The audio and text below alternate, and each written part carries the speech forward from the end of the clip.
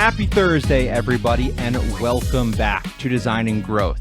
I am very excited for this episode today. We have another guest joining us on the podcast this week, a design business owner and also a coach and consultant for other design businesses out there, Kenzie Green, joining us on the podcast. Kenzie founded her design business in 2018 after graduating valedictorian with a bachelor's degree in interactive media design.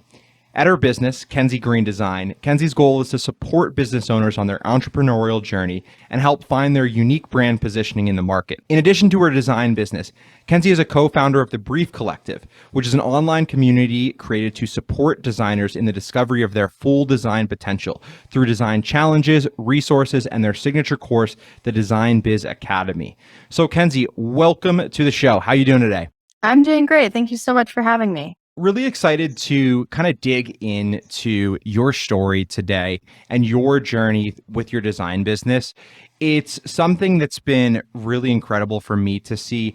I had first saw some of your content on TikTok, talking about your business and talking about your process and how you work with clients. We had kind of connected through TikTok, spoke a couple of weeks ago, and I was really excited to get you back on the podcast to kind of share your story and dig into some of the specifics because you've nailed this marketing funnel for your business in such a significant way that I think that there's a lot that other design business owners out there can learn from it. So maybe to start this off, could you go a little bit further into your background, the journey of from where you started your design business and why you decided to start it to where you are now? So I started going to school for graphic design, and I kind of went in with the mindset that I was going to graduate and go work for a design agency, and that's what you were supposed to do. And there was a speaker that came and spoke at my school, and his name is Jack Canfield, and he is the author of a book called The Success Principles. I had no idea who he was at this time, but my design school director had asked me to volunteer. I went to a very small, private art design school. So, I had that kind of communication with the director. And I volunteered for this event and gave me a copy of his book. And I ended up reading this book, and it had all of these success stories about famous people and celebrities and athletes and all these people just achieving these amazing goals and starting businesses and following their passion. And it just kind of sparked something inside of me. And I was like, you know what? I want to start my own business. And from that point on, I just started soaking up all of the YouTube videos, the free resources, other books, education, blogs, anything I could get my hands on that related to kind of growing your own business and kind of becoming an entrepreneur. I started really heavily working on my business, first by creating a website, and then I kind of had a logo and some general colors. And as this went on, I'd say probably about a year into me doing that, I was like, okay, I'm done with school. I don't even want to keep going. I'm ready to drop out and just do my business every single day. I was doing client work in class. And I felt like I wasn't really learning at school anymore. I felt like I was actually making a lot more progress through experience and my own research, but I stuck it out. Shout out to one of my best friends for encouraging me to stay because I was really I want to just leave. I don't want to keep going, but I did graduate, fully self-employed, and I have been running my business ever since then. And then in 2021, I met some other designers. We started a design community, and we started hosting brief design challenges to help designers build their portfolio and get free critiques and feedback.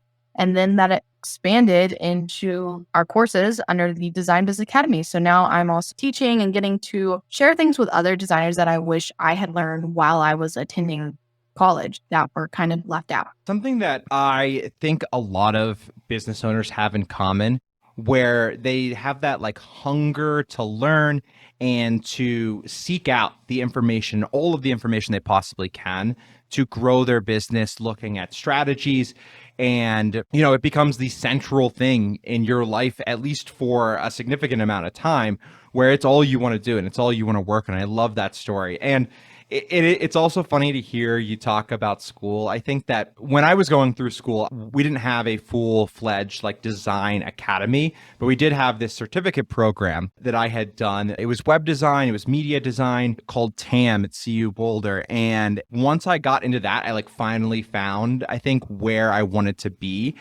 And it was this sort of entrepreneurial mindset. Your early clients with your design business, how were you finding those clients, even before maybe you went full time with the business? So my first few clients came from Facebook groups, and I did attend a few networking events because I was just exploring all sorts of ways to connect with people at that time. And I did get a client or two from those networking events, but I came to realize that's not really where my ideal clients are hanging out. I also never really experienced this amazing word of mouth type of deal that other people talk about. A lot of times when I ask designers, okay, like, how did you get your first few clients or how do you get clients, blah, blah, blah, it's usually, oh, word of mouth. I never had that experience. So it was mostly going in Facebook groups, providing value, going to a few networking events. And I did have, I'd say like 2 to 3 clients from Upwork. I don't use Upwork anymore, but at that time I did get a few from there as well. The word of mouth thing is so funny because it seems to work for some people, and other business owners are like, well, I'm doing all I can. I'm doing like cold outreach. I'm emailing people. I'm on LinkedIn. I'm in Facebook groups. And I think that, at least in my opinion, that is going to be a more typical journey for a business owner, that your first clients, you're going to have to put in the work, is where I kind of stand on that. Word of mouth will come eventually, but early days, I think it's all about putting in that work. And it sounds like that's kind of exactly what you had to do, is put yourself out there. Yeah, definitely. And still to this day, I mean, every now and then I'll get word of mouth clients, but it's still a lot of just people finding me through my content and through the ways that I choose to market my business. And it seems like, where your business started and where your early clients have come from has been sort of instrumental to your growth along the way. Because I look at all of the stuff that you put out on the various social channels. You have a YouTube channel, you have a TikTok, Instagram.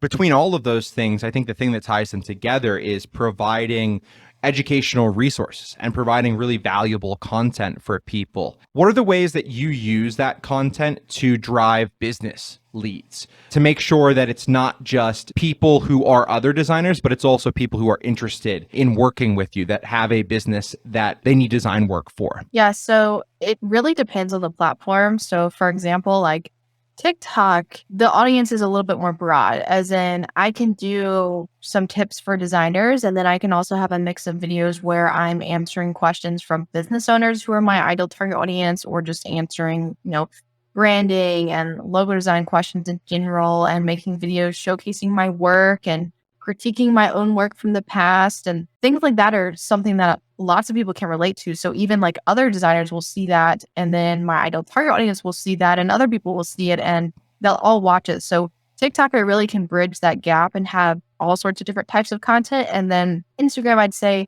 I'm probably a bit more focused on giving out advice and speaking about my experiences as a designer, because I think that's a little bit more of a formal place. And that's where I create content that's primarily targeted towards the people I'm trying to work with. But overall, I mean, my content has taken me years to kind of nail down.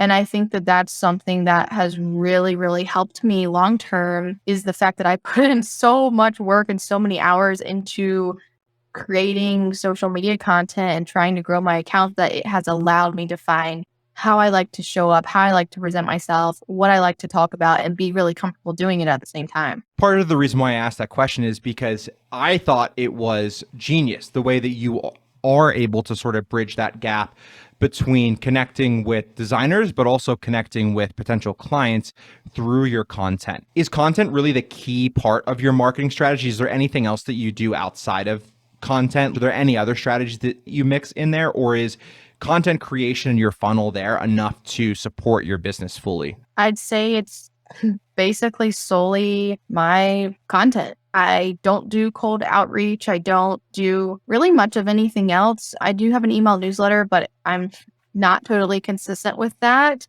And also, I think something that really just plays a huge role in my success as a designer is optimism. I'm always thinking positively. And I think that's something that I've also learned over the years, because in my first year of business, I didn't really make that much money. And I had a lease on a house I had to pay. And that put me in a position where I was very, very scared, but I also kept a positive mindset. And I feel like that plays such a huge role in the success of a business and how you get clients. I subscribe to a very similar philosophy. Where you are now to where you want to end up. Put that out into the universe and you will be surprised how many times that happens. And I was talking to a friend the other day about this, and we had basically agreed that when you do that and when you think about where you want to end up, your subconscious is going to like drive you to do things that make that happen along the way. So I love that philosophy that you shared. I think visualization is also like a really important tactic when it comes to, going after your goals and staying positive. Couldn't agree more. One thing that you had mentioned was your ideal client, and that at certain things that you were doing, it wasn't generating the types of ideal client of people that you like to work with. What do you see as the importance for a design business to have a ideal client profile? One of the biggest mistakes I see designers make, especially newer designers, is that they just come to the market trying to offer any and every design service they could think of, and they're helping anybody. And then they end up with this portfolio of work that they don't necessarily love, they're not necessarily passionate about, because they've just taken on any and every project they can get. And then it attracts more of that type of work. So in order to really work with the people you want to work with, first off, you have to figure out who they are, what they actually need, and how you can serve them, as well as incorporate that into your content. Because I even experienced that, my first year in business, I kind of went through that entire cycle and realized, okay, I need to really define who I want to work with here, because the types of clients that are reaching out to me now aren't the right people. I'm not enjoying this. And that kind of, happened over time through my content, through working with different people. I was really able to nail down who my ideal clients are. And this concept of, having an ideal client is something I personally think is super important. I know I asked the question, why do you think it's important? But I was interested in hearing what you had to say. And what you had shared about newer designers kind of being a generalist, maybe for a little bit too long, is interesting for me to think about, because if I'm thinking about somebody, in the early stages of their business, I could see that almost sounds counterintuitive, that it would be the natural tendency to say, I have this business, I want to serve as many people as possible, I want to grow the business. But I think in some ways that can actually limit your growth, because you're not able to really refine your messaging and speak to the people that you're looking to get in front of, or refine your services to deliver consistent results and really delight each client. You have to think about long term what you want. If you just want to be considered a general designer that can do all types of things, great, if that's what you want. But if you want to work with really high profile, high ticket clients who are in industries that you really, really love, you have to figure out a way to attract them and a way to show up that's going to be appealing to them. Because I can guarantee you that type of person is not looking for a generalist. They're looking for an expert who clearly has a body of work that aligns with their vision and their goals as a business. I could not agree more. And I also think about things like a portfolio. If somebody is looking for design services, for example, for a home remodeling company, they're going to put that in a search and they're going to look that up. And they want to see examples of businesses like theirs where a designer has done work for them similar to that. Something that we talk about quite a bit on this show, and what we're doing at Motion.io, is making it easier for design businesses, small businesses to work with clients and make that process of collaboration easier. What are your 3 tips for managing your client process? Tip number 1 would be to utilize professional tools, as in utilize Calendly so they can easily book, utilize Zoom so you're not texting your client, utilize things like that so it's not only organized, but also makes it easy for the client. Tip number 2, make sure you have a really structured process, because if you're just sending stuff and you're like, okay, what do you think of this? What do you think of that? You're going to go back and forth for hours and hours and days, just trying all sorts of different ideas, which is why I personally teach and use the one concept method in my design business, which is where I essentially present one entire brand identity with a strategy. I explain my approach. I show the client how each and every piece works, so they really have an understanding of how it's going to benefit their business. And some of the questions I ask makes them think of things from a customer or client perspective. So a lot of times clients will just look at things and think from their own personal opinion. But what you really want to give your client is something that, of course, they're going to love, but something that's also going to benefit their brand. So I ask them very specific, thought-provoking questions that make them think that way. And I think that's very important. And I also have a offboarding guide and an entire folder with everything and instructions. Once you create something for clients, it's also extremely important and helpful for them to have some sort of guide or document that somewhat instructs them on how to use the materials you've created, because if not, they will not utilize them properly or just be completely lost after you're done working. So tip number one, I love that, use professional tools. I'm all about that. Not trying to create a hack together solution and, using the things that are going to help you save time, be more efficient, but also provide that client experience. I would like to dive in and learn a little bit more about is the importance of having a process and a strategy for working with clients. The one concept method, is that something that you came up with? No, it's been around for years. It has gotten much more popular, I'd say, in the last 2 years or so, but this has been around for a while. Some really, really established designers that I kind of admired when I first started my business were actually using this method, which is where I kind of learned about it. And for most designers, they come into the market with, okay, I'm going to design a bunch of these concepts and let my client choose, or let my client pick this and put it together. And what happens when you do that is, one, you usually get a Frankenstein effect where your client will just pick pieces from different elements and try to mash them together. But two, also, you're asking your client to make design decisions when they're not really the design professional in the situation. So utilizing the one concept method allows the designer, the professional, and the expert in the situation to present what they think is going to be the strongest concept for their client and for their brand without the client's opinion and personal thoughts maybe getting in the way and, asking or making decisions that are based out of pure preference and not, okay, what's actually going to be beneficial for the business. Hearing the kind of methodology behind it makes perfect sense, because I think something that can be hard that I've experienced is clients want you to explain why you did something, but they don't always come out and say that. They want that explanation, but they might not tell you that up front. And I think that this one concept method is like the perfect way to say, hey, I need to be telling the client why I've done specific things, why I put this together, or at least that's kind of my understanding of it. Would you agree? Oh, yeah. And the first time I ever used this method, my client came back with 0 revisions. And I was like, wow, this is a complete game changer, because not only, like I said, does it allow you to present the strongest concept, but when you have the one concept method and you present it in this presentation, they can see how it all works together as a brand identity and not just little pieces here and there like you would typically get from a variety of different logo concepts by themselves. That's amazing. So what kind of questions are you asking throughout this process? You'd mentioned that you like to ask them some specific questions. What kind of questions are those? So for example, a question would be, how do these design elements, layouts, font choices, and color palette resonate with your ideal target audience?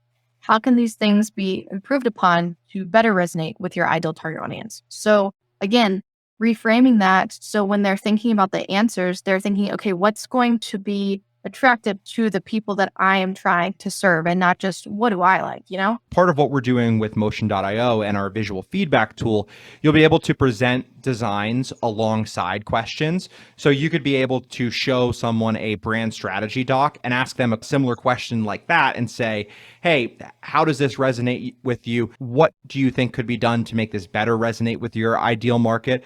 So I love those sorts of questions. It's really, really cool for me to hear. I would say new designers, first off, if they learn about this method, they're intimidated by it. I was intimidated by it, but like I said, the first time I used it, I had 0 refinements. And also some clients see the one concept method and they're like, well, I don't want to work with that person. And to me, that's just a bonus, because I'm like, if is something that you are open to, then you're not my ideal client, because my ideal clients are not focused on how many concepts they're going to get. They're focused on working with someone who is going to deliver something that's going to get their business results. And that's really where my expertise lies. Yeah. And you are the expert. They are coming to you.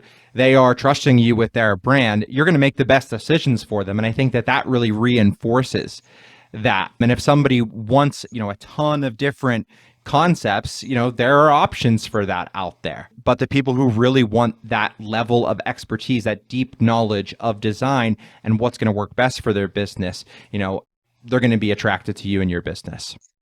Exactly. A final question I'd like to ask within this tip you shared of having a strategy for your process of working with clients was offboarding. What are the types of things that you include in offboarding information to your clients? So it can vary depending on the project and what was included in the project. But for example, I always have a section that is like the .png file is the transparent file. The .eps file is a vector compatible file. And here is how to get your highlight covers to your phone and upload them to Instagram. Here are the links to your reusable social media template. You can upload the .svg files to the software and change the colors. It can really vary depending on what was included in the project, because obviously like some clients have a bunch of icons that they need to change or that they need to utilize, and others may have a business card that they need to order. And I'm like, okay, here's the file, here's instructions on how to order it from, this company. You pick the paper type and you pick how many you want, things like that. And then when it comes to website design, I actually provide a 1-hour training session to my clients because I want them to understand how to use their website moving forward. And I do offer hourly support to my past clients. So if they, want help in the future or want a new page or something, they can reach out to me. But I also provide that training session so they have a basis of, okay, I want to update this photo or change this text. They can easily go in and do those minor things without the need for assistance. Your process for working with clients and the way you work with them seems like it is so worked through and that you've really perfected it over time. And it's amazing to hear you share that. Thank you. It has taken a really long time to get to this point. So we covered tip number 1, which was all about using the tools and using professional tools for your business. Tip number 2, have a strategy, and we broke down some of the components of that strategy. What's your final tip? Set boundaries. Definitely set boundaries with clients. I think that is one of the biggest components in a healthy client designer relationship. And what I mean by set boundaries is have set work hours, be strict and straightforward to the amount of refinements you provide. Make sure the stuff is outlined in your contract. Make sure the client has signed the contract. Be very, straightforward with how your payment structure works. These things are so important because if you go down the wrong road, you end up in a burnout cycle. You end up resenting the client. Maybe the client even feels like you aren't doing enough, but you're like breaking your neck trying to do everything you can for them. And that's why boundaries are so important to set. Amazing advice to end on. So with that, and thank you so much for sharing all of those great tips. Hugely powerful stuff there. I've been hearing it firsthand from somebody who's experienced such tremendous growth in their business is, really, really impactful to me. With that, what's new with your businesses? What are you working on recently? So right now, as of lately, I have been working with a few different women-owned businesses, but also I have been providing a lot of post-launch support to my past clients. For example, Modern Cone, based out of Michigan, I have been doing some signage and logo variations for their new signage for the new building they're building, which is super exciting. I can't wait to see like my logo on their new building and all of that good stuff. Providing post support to a longtime client with their new upcoming book on their website, just things like that. I am really trying to take a break this winter. I feel like at this point in my career, that's actually something I struggle with is taking a break. So that's really something I'm trying to focus on. I am now booking in advance for 2023 just to try and give myself that space to hopefully have a really solid break this year. And then with the Breed Collective, we just enrolled a bunch of new design students, and we also just implemented a new feature into our highest level grade, which is Design Biz Academy University. And this new feature is called DBA Sorority, which basically means if you enroll in our highest level grade within the first 24 hours, you become a part of sorority. And we have these fun little virtual after dark parties that happen after some of our group coaching calls. They get like special exclusive merch. They get to become a part of an exclusive mentorship program. And it's just a really cool to see our students not only enjoy these new features that we're adding, but also interact with our past graduates. So we have an alumni program and they're going to be kind of mentoring our newer students in the sorority. So there's a lot going on there, but that's kind of what has been happening as of lately.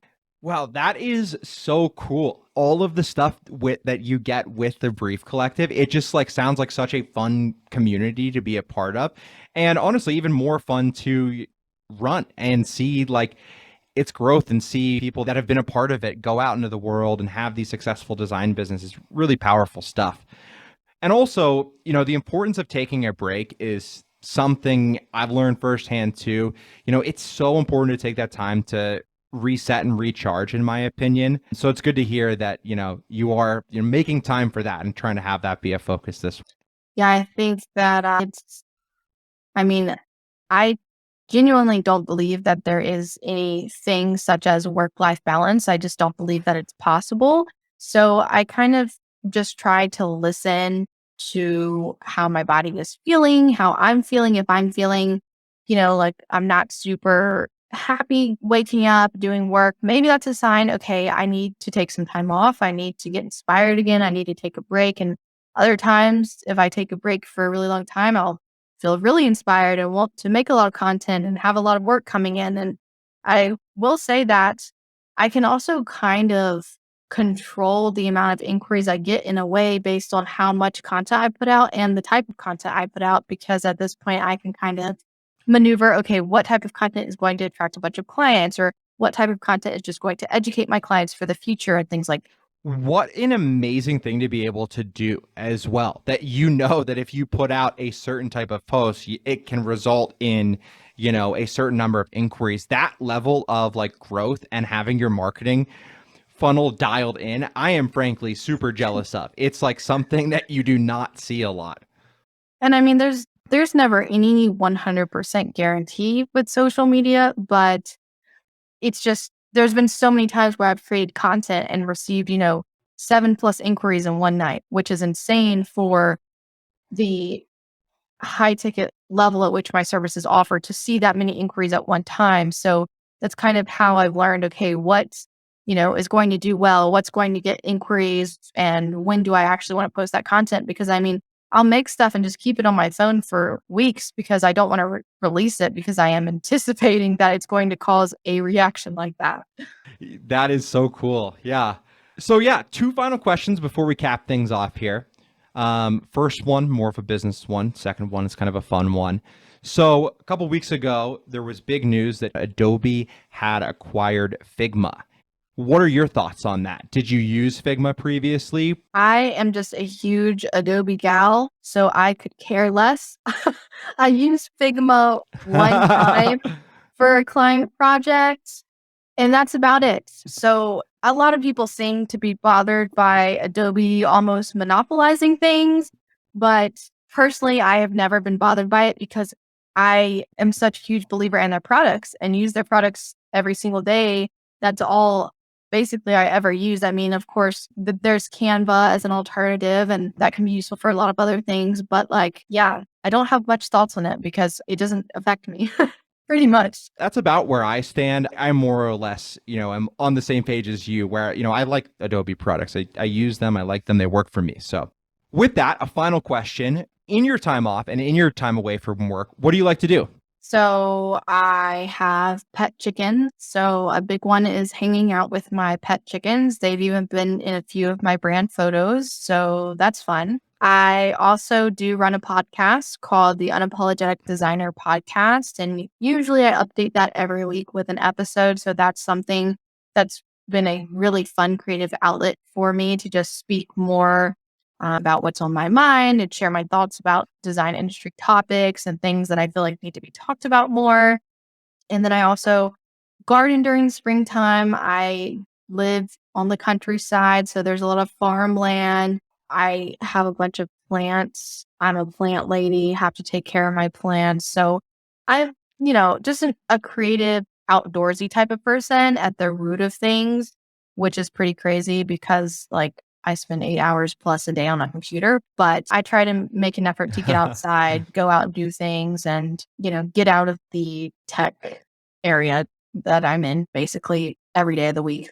I love it. I grew up on a farm like rural Pennsylvania, and we always had chickens, but I can't. I live here in the city of Denver now, and the urban chickens are not a thing here, unfortunately. So I was jealous to hear about your chickens. How'd the garden do this year? Well, it went absolutely berserk. And what I mean by that is we did a really big garden this year, too big, I would say, actually. We got like a fence. And when I say we, I mean my significant other and I, we've been together for like 8 years. So long-term relationship. We really wanted to do the big garden and we got a fence. We got the tiller, like we did all the things. And then we planted way too many plants of things that we don't even eat. So we had a lot of overgrowth, just vegetables dying, but we did get some really great watermelon out of it. We got a few eggplants, jalapeno. I mean, we had a lot of stuff going on, but I think we planted a little too much. Yeah, it's so fun though. It can be like easy to get carried away. We had a garden this year that we're working on. It's a work in progress. My wife follows, and I don't know if you've ever seen them, Epic Gardening on YouTube. This guy, Kevin, has this great gardening channel that we were following. We have that just like on repeat throughout the winter, like planning everything out. Our growing season, a little bit shorter than yours. Our garden did not do nearly as well as yours. So it's cool to see that somebody had some success this year.